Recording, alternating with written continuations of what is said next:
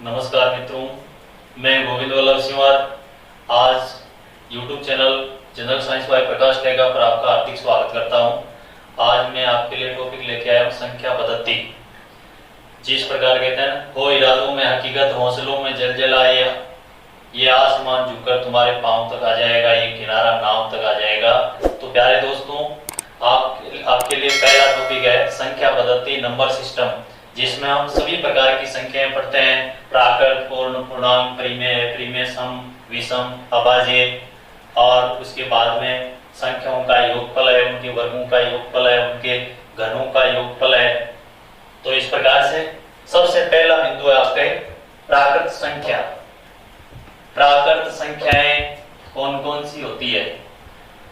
प्राकृत संख्या natural number बोल सकते हैं। प्राकृत संख्या जिन संख्याओं का प्रयोग वस्तुओं की गिनती करने में या गणना करने के लिए किया जाता है। जैसे हम गिनती करते हैं, काउंटिंग करते हैं, तो सबसे पहले ये नहीं कि जीरो से गिनती करें, एक से करते हैं, 1 2 3 4 इस प्रकार से।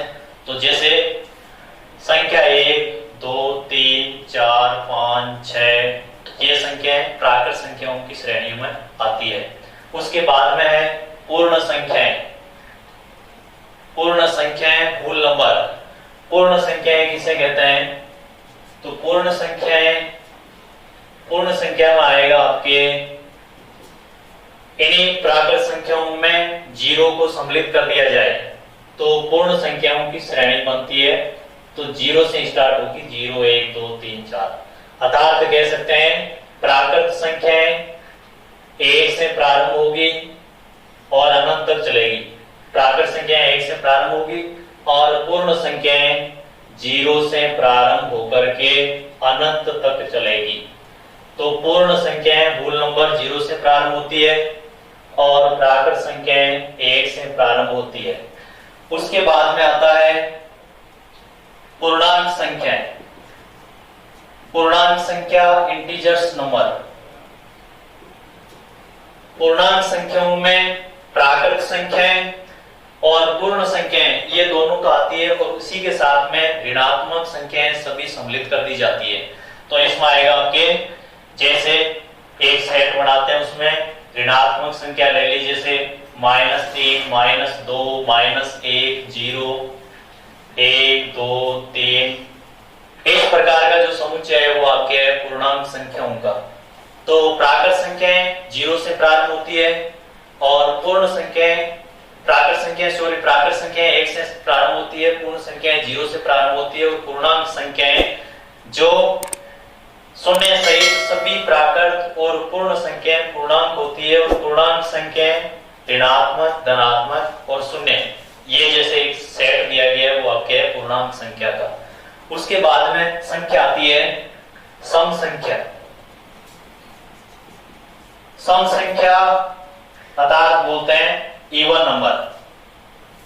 सम संख्या जिन संख्याओं में 2 का पूरा पूरा भाग जाता है वो सम संख्याएं कहलाती है। 2 4 6 8 10 इस प्रकार से अनंत तक। अर्थात कह सकते हैं जिन संख्याओं का इकाई अंक 0 2 4 6 8 होता है तो वो सभी संख्याएं सम संख्याएं होती है। जैसे प्रश्न पूछ लिया जाता है 0 1 सम है या विषम, तो इसके लिए 0 1 विषम संख्या नहीं है, क्योंकि परिभाषा के आधार पर जिस अंक का इकाई अंक 0 है वो सम संख्या कहलाती है, इसलिए 0 को भी सम संख्या माना जाता है। 0 1 इवन नंबर है, सम संख्या है। उसके बाद में आती है विषम संख्या, ओड नंबर। विषम संख्या, ओड नंबर। विषम संख्या जिस संख्या में 2 का पूरा पूरा भाग नहीं जाता है उस संख्या को हम विषम संख्या कहते हैं। अर्थात जिसका इकाई अंक 0 2 4 6 8 में से नहीं है उन सभी संख्याओं को हम विषम संख्याएं कहते हैं। जैसे श्रेणी के तौर पर 1 3 5 7 9 11 ये संख्याएं हैं विषम संख्याएं। उसके बाद में प्राकृत संख्याओं का योगफल, प्राकृत संख्याओं के वर्गों का योगफल, प्राकृत संख्याओं के घनों का योगफल। तो इसके बाद में आएगा आपके प्राकृत संख्याओं का योगफल, अभाज्य संख्याएं, भाज्य संख्याएं। तो इसके आगे है अभाज्य संख्या, अभाज्य संख्या या प्राइम नंबर। अभाज्य संख्या जिस संख्या में एक तथा स्वयं के अलावा किसी भी संख्या का भाग नहीं जाता है उस संख्या को हम अभाज्य संख्या कहते हैं। तो अभाज्य संख्या जैसे 2, 3, 5, 7, 7 के बाद में 11, 13, 17, 19, इस प्रकार से कंप्लीट 100 तक 25 अभाज्य संख्याएं हैं। कितनी अभाज्य संख्याएं हैं? 25 अभाज्य संख्याएं। 1 से 100 तक 25 अभाज्य संख्याएं। और उसके बाद में आता है भाज्य संख्याएं। भाज्य संख्या का दूसरा नाम है संयुक्त संख्या।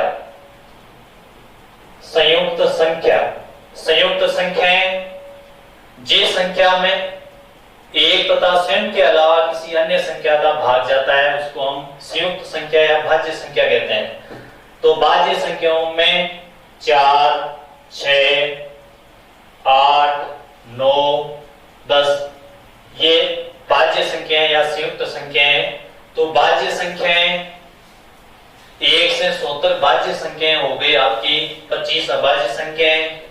और एक भाज्य तथा अभाज्य दोनों में नहीं गिनी जाती है, एक को दोनों भाज्य और अभाज्य दोनों में काउंट नहीं किया जाता है।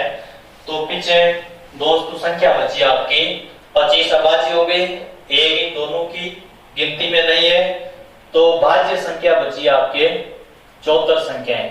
74 संख्याएं भाज्य संख्याएं। तो प्रश्न सीधा प्रश्न पूछा जाता है कि 1 से 100 तक कितनी अभाज्य संख्याएं? तो आंसर होगा 25 अभाज्य संख्याएं। 1 से 100 तक कितनी भाज्य संख्या होती है? 74 संख्याएं।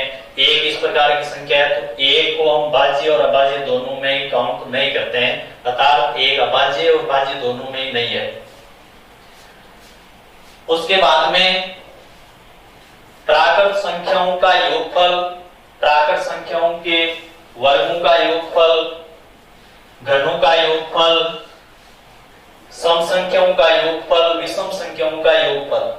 तो इसके बाद में प्रथम n प्राकृत, प्रथम n प्राकृत संख्याओं का योगफल, प्रथम n प्राकृत संख्याओं का योगफल का सूत्र फॉर्मूला है n कोष्टक n प्लस 1/2, n कोष्टक n प्लस 1/2।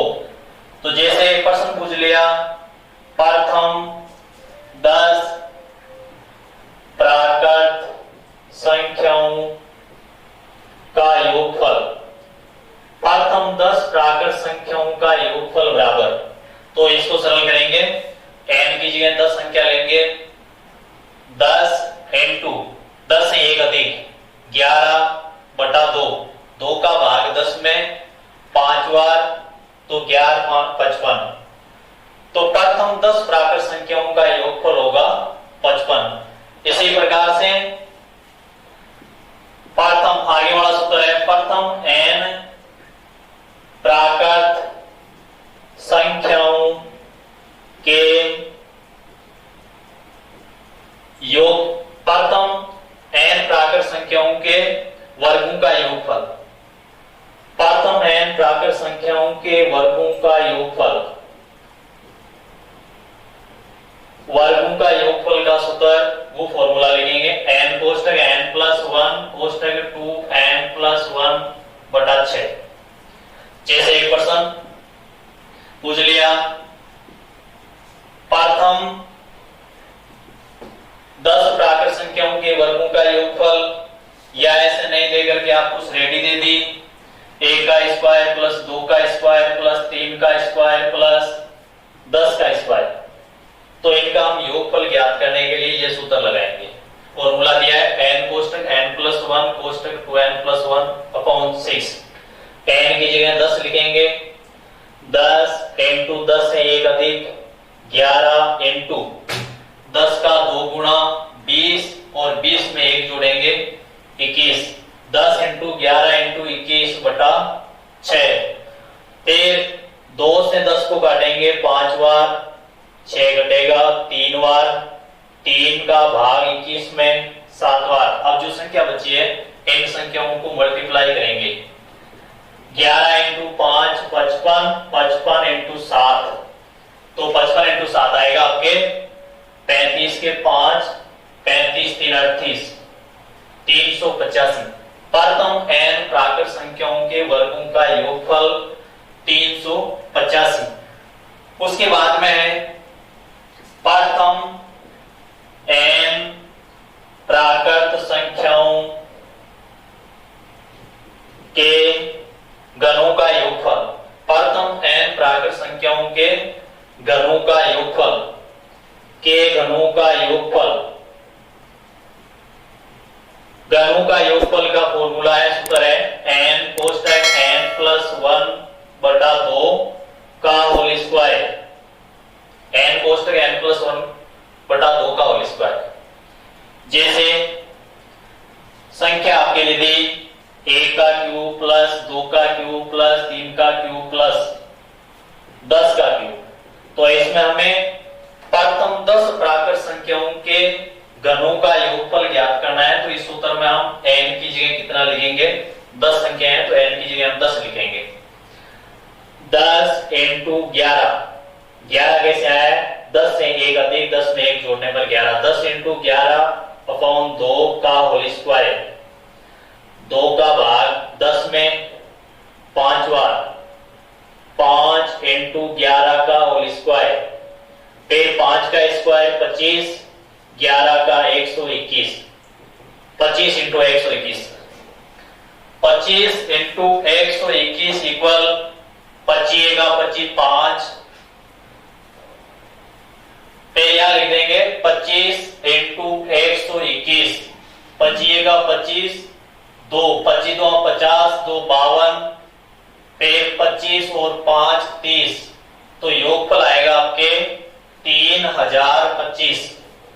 3025, 25 इंटू 121 बराबर 3025। उसके बाद में इसी प्रकार से जैसे संख्या श्रेणी दी है सम संख्याओं की विषम संख्याओं की, जैसे प्रश्न आ गया आपके प्रथम 20 सम संख्याओं का योगफल ज्ञात कीजिए। प्रथम 20 सम संख्याओं का योगफल, तो प्रथम n सम संख्याओं, प्रथम n सम संख्याओं का योगफल, प्रथम n सम संख्याओं का योगफल होता है n कोष्टक n प्लस 1। जैसे प्रथम 20 सम संख्याओं का योगफल पूछा है, प्रथम 20 सम संख्याओं का योगफल पूछा है, तो आप सूत्र लगाएंगे 20 इंटू 20 से 1 अधिक 21, 20 प्लस 1 21, तो आएगा 420। प्रथम 20 सम संख्याओं का योगफल पूछेगा तो आएगा आपके n कोष्टक n प्लस 1 से 20 इंटू 20 प्लस 1 21, 420। या जैसे श्रेणी दे दी 2 प्लस 4 प्लस 6 प्लस 8 प्लस 30, इनका योगफल ज्ञात करना है। तो दोस्तों 2 4 6 8, इसमें लास्ट में 30 लिखा हुआ है, लेकिन ये श्रेणी आपकी है सम संख्याओं की, तो यहाँ पर n का मान 30 नहीं होकर के कितना आएगा 15, अर्थात इसमें सम संख्या 15 है, तो हम सूत्र लेंगे n कोष्टक n प्लस 1, तो n की जगह लिखेंगे 15 इंटू 15 का 1 अधिक 15 और 1 16, 15 इंटू 16, अर्थात 2 से 30 तक सम संख्याओं का योगफल n बराबर 15 रखने पर 15 इंटू 16 बराबर 16 इंटू 5, 16 5 80, 16 1 16, 16 और 8 24, 240 अर्थात 2 4 6 8 इस प्रकार से 30 तक की जितने भी सम संख्या हैं उन सभी का योगफल होगा आपके 240। अब जैसे विषम का पूछ लिया तो विषम संख्या के लिए प्रथम n विषम संख्याओं का योगफल, प्रथम n विषम संख्याओं का योगफल, प्रथम n विषम संख्याओं का योगफल n स्क्वायर होता है। प्रथम n विषम संख्याओं का योगफल n स्क्वायर होता है। जैसे प्रश्न पूछ लिया प्रथम 25 विषम संख्याओं का योगफल, प्रथम 25 विषम संख्याओं का योगफल कितना होता है?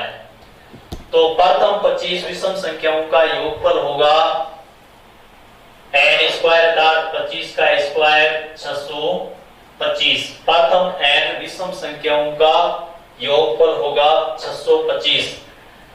उसके बाद में और भी क्वेश्चन जैसे विषम संख्याओं में संख्या नहीं देकर के श्रेणी दे दी जाती है, श्रेणी के लिए भी योगफल है। यदि प्रश्न पूछ लिया श्रेणी के आधार पर 1 + 3 + 5 + 7 + 9 + 11 + 31 इन संख्याओं का योगफल ज्ञात कीजिए। तो 1 से लेकर के 31 तक कितनी विषम संख्याएं होगी? 1 से 30 तक विषम संख्या होगी आपकी 15 और लास्ट 31 नंबर वाली, तो यहाँ पर n का मान कितना आएगा? 16। अर्थात 1 से लेकर के 31 तक विषम संख्या है 16। हम 16 संख्याओं का योगफल ज्ञात करेंगे तो आपके योगफल आएगा n स्क्वायर अर्थात 16 का स्क्वायर, 16 का स्क्वायर होता है 16 × 16 256। तो इसमें 1 से लेकर के 31 तक विषम संख्याओं का योगफल आएगा 256। तो प्यारे दोस्तों प्रथम n प्राकृत संख्याओं के योगफल यदि ज्ञात करना है तो योगफल के लिए प्रथम n प्राकृत संख्याओं का योगफल का सूत्र n कोष्टक n + 1/2 का लगाएंगे। यदि प्रथम n प्राकृत संख्याओं के वर्गों का योगफल ज्ञात करना है तो सूत्र n कोष्टक n + 1 कोष्टक n + 1/6 लगाएंगे।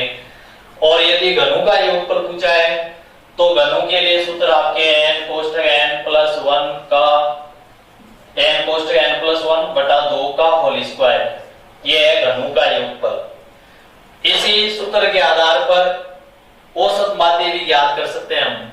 जैसे आपको पूछ लिया प्रथम 20 संख्याओं का औसत माध्य क्या है? तो प्रथम 20 संख्या आपकी होगी प्राकृत संख्याएं। प्राकृत संख्याओं का औसत ज्ञात करने के लिए यदि सूत्र लगाते हैं तो पहले प्राकृत संख्याओं के योगफल का सूत्र ये है n कोष्टक n + 1/2। ये तो है संख्याओं का योगफल।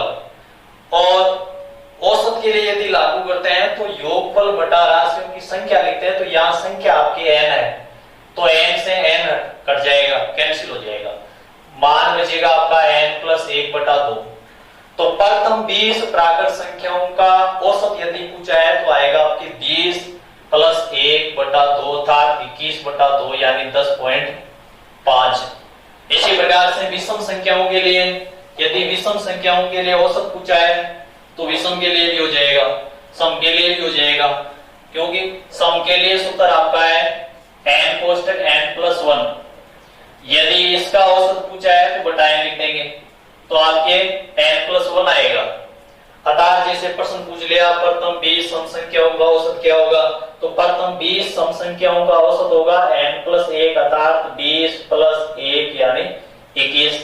यदि विषम संख्याओं का औसत पूछ लिया जाए तो विषम संख्याओं का योगफल आपके n स्क्वायर बटा संख्याओं की संख्या अर्थात राशियों की संख्या n, तो आपके मान रहेगा n। अर्थात जितनी विषम संख्याएं दी है उन विषम संख्याओं के बराबर संख्यात्मक मान है, वह मान ही उन सभी विषम संख्याओं का औसत माध्य होगा।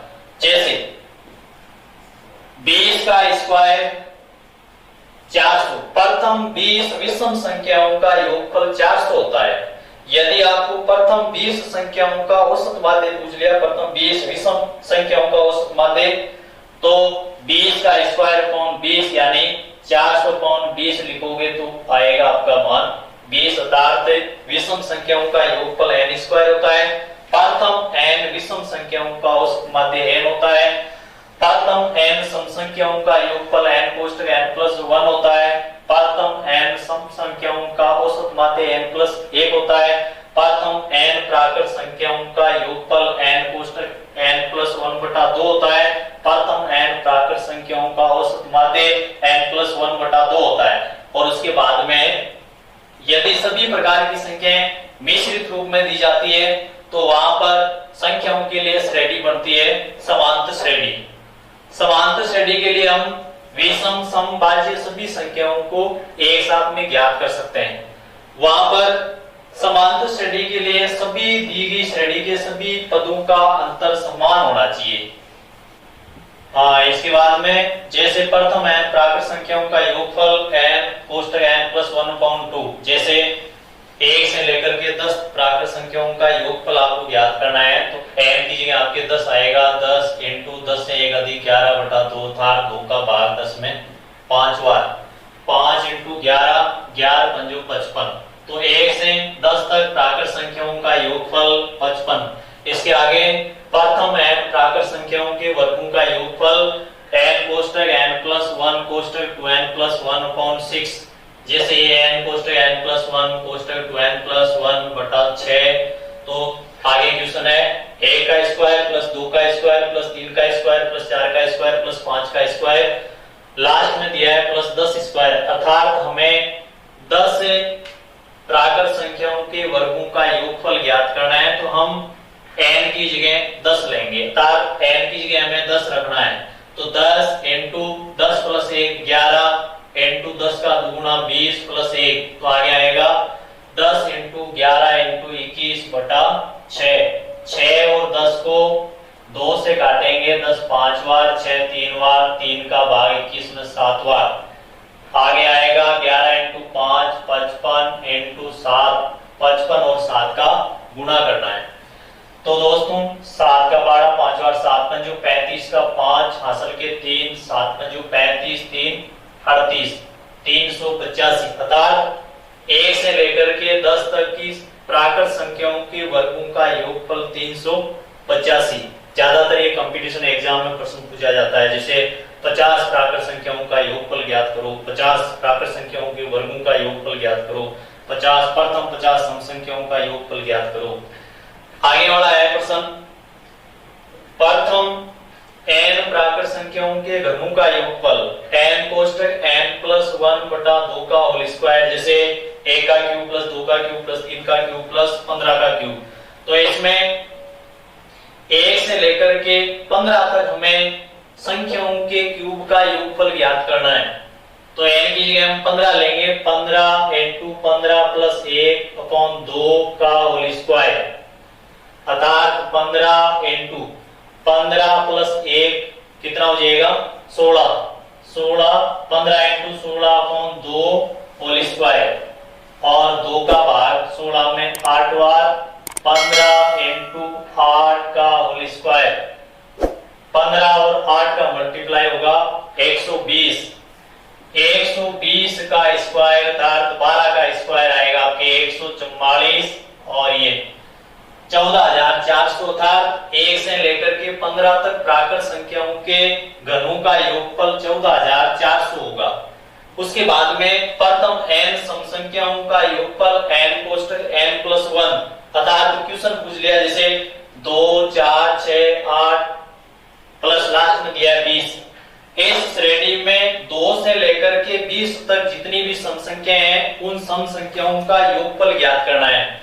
या सीधा प्रश्न हो सकता है प्रथम 10 सम संख्याओं का योगफल ज्ञात करो, प्रथम 20 सम संख्याओं का योगफल ज्ञात करो। उस समय तो हम जैसे खत्म दिया है प्रथम 20 सम संख्याओं का योगफल ज्ञात करो, तब तो हम n की जगह 20 लेंगे। प्रथम 10 सम संख्याओं का योगफल ज्ञात करो, तब हम n की जगह 10 ले लेंगे। लेकिन इस श्रेणी में लास्ट में 20 दिया हुआ है लेकिन जो लास्ट में 20 दिया है वो हमें n का मान नहीं लेना है। इसकी जगह हम n के बराबर वो मान लेंगे कि इस श्रेणी में 2 से लेकर के 20 तक कुल कितनी सम संख्याएं प्रयोग में होगी। तो 2 से लेकर के 20 तक n बराबर अर्थात n सम प्राकृत संख्याएं आएगी आपकी 10, अर्थात 1 से लेकर के 20 तक 10 सम है और 10 विषम है। तो n की जगह हम 10 लेंगे, 10 इंटू 10 प्लस 1 अर्थात 10 इंटू 11 और 11 और 10 का गुणा होगा आपके 110। तो 2, 4, 6, 8 इस प्रकार से 20 तक की सम संख्याओं का योगफल अर्थात प्रथम 10 सम संख्याओं का योगफल आएगा 110।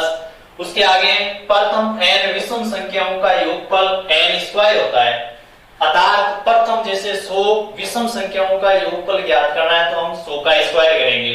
प्रथम 25 विषम संख्याओं का योगफल ज्ञात करना है तो 25 का स्क्वायर करेंगे। प्रथम 2 विषम संख्याओं का योगफल ज्ञात करना है तो 2 का स्क्वायर कर देंगे। तो इसी प्रकार से आगे जैसे श्रेणी दी है 1 plus 3 plus 5 plus 7 plus 9 plus 11 plus 15, 1 से 15 तक कितनी विषम संख्याएं पहले तो हमें यह सोचना है। तो हम 1 से 14 तक 7 विषम संख्याएं होती है, 1 से 14 तक प्यारे दोस्तों 7 विषम संख्याएं हैं और 15 जैसे 15 लिखा है इसका मतलब 1 से लेकर के 15 तक 8 विषम संख्याएं हो जाएगी। तो यहाँ लिखेंगे 8 का स्क्वायर अर्थात n का मान 8 हो गया, 8 का स्क्वायर होगा आपके 64। तो 1 से लेकर के विषम संख्याओं की श्रेणी में जैसे 1 से लेकर के 15 तक जितनी भी विषम संख्याएं आएगी अर्थात जो 8 विषम संख्याएं आएगी उन 8 संख्याओं की जो श्रेणी है 8 विषम संख्याओं की श्रेणी है उन श्रेणी की संख्याओं का योगफल होगा आपके 64। उसके बाद में n प्राकृत संख्याओं का औसत माध्य, n प्राकृत संख्याओं का औसत माध्य, तो औसत का सूत्र होता है योगफल बटा राशियों की संख्या या योगफल बटा संख्याओं की संख्या की संख्याओं का योगफल कितना है और कितनी संख्याओं का योग है तो हर में उन संख्याओं की संख्या लिखेंगे। तो n प्राकृत संख्याओं का औसत माध्य, तो n संख्याओं का योगफल n प्लस 1/2, ये तो है संख्याओं का योगफल। इसके हर में लिखेंगे संख्याओं की संख्या, संख्याओं की संख्या n है तो n से n काट दोगे आप, अर्थात मान बचेगा n प्लस 1/2।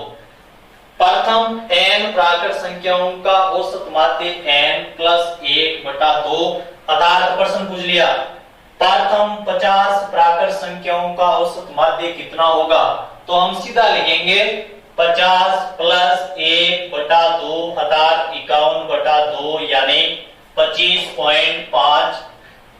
सीधा क्वेश्चन पूछ लिया शॉर्टकट में तो आप सीधा ये टिक लगाएंगे n प्लस 1/2। जैसे 50 प्रथम 50 प्राकृत संख्याओं का औसत माध्य क्या है तो लिखेंगे n प्लस 1/2 अर्थात 50 प्लस 1 51/2, 51/2 बराबर हो जाएगा आपके 25.5। विषम संख्याओं से संबंधित प्रश्न पूछेगा तो आएगा आपके n प्राकृत विषम संख्याओं का औसत माध्य, n प्राकृत विषम संख्याओं का औसत माध्य बराबर n विषम संख्याओं का योगफल है दोस्तों n स्क्वायर। तो राशियों का योग आपकी होगा n स्क्वायर बटा संख्याओं की संख्या n है तो इक्वल आपके n आ जाएगा, अर्थात जितनी विषम संख्या है उतना ही उन विषम संख्याओं का औसत माध्य होगा। तो हम संख्याओं का योगफल ज्ञात कर सकते हैं, संख्याओं के योगफल के बाद में प्राकृत संख्याओं का औसत माध्य, विषम संख्याओं का औसत माध्य, सम संख्याओं का औसत माध्य और जैसे प्राकृत संख्याओं का हमने ज्ञात किया है प्राकृत संख्याओं का योगफल है, प्रथम n प्राकृत संख्याओं के वर्गों का योगफल है, प्रथम n प्राकृत संख्याओं के घनों का योगफल है। इस प्रकार से आज का हमारा ये टॉपिक था संख्या पद्धति। तो संख्या पद्धति में प्यारे दोस्तों ज्यादातर वास्तविक संख्याओं में प्राकृत, पूर्ण, पूर्णांक और योगफल से संबंधित प्रश्न आएगा। तो आपके प्राकृत सम संख्या का, प्राकृत विषम का और क्रमागत प्राकृत संख्या का, और उसके बाद में एक है बाज्य और अभाज्य अर्थात बाज्य संख्या 1 से लेकर के 100 तक बाज्य संख्या होती है 74 और अभाज्य संख्या होती है 1 से लेकर के 100 तक 25। उनमें से एक संख्या है एक, ये एक न तो बाज्य और न अभाज्य है।